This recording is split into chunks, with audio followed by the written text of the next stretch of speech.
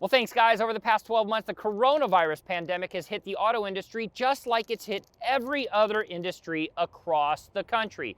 And let's face it, we are all looking forward to putting 2020 in our rear view mirror. So what does 2021 have in store? Are consumers going to be looking to buy big trucks and SUVs? Are they going to be looking for sedans or even electrified vehicles? Well, to learn more about what's going through the minds of consumers and what consumers might be buying, I had a chance to sit down with Ford Motor Company's chief futurist, Cheryl Connolly, to learn a little bit more. Thanks for having me. There's a lot to unpack in Ford's 2021 trend report. It's the 9th year that we've done this study, and it actually features surveys from 14 different countries.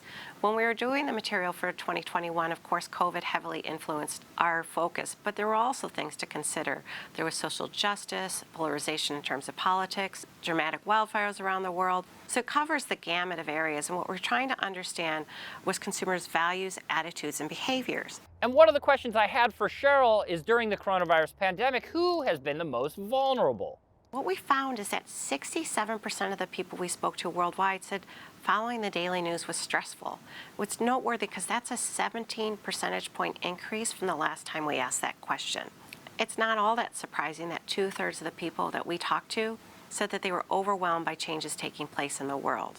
And while many people have proven to be quite resilient, surprisingly resilient in many ways, it does appear that the youngest generation has struggled the most.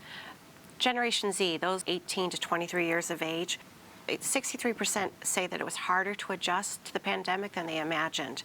And they're twice as likely to report feelings of daily loneliness than their boomer generation.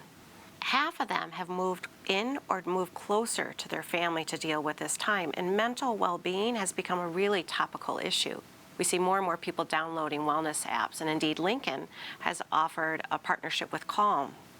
Now, it's changed the relationship that we have with our automobiles.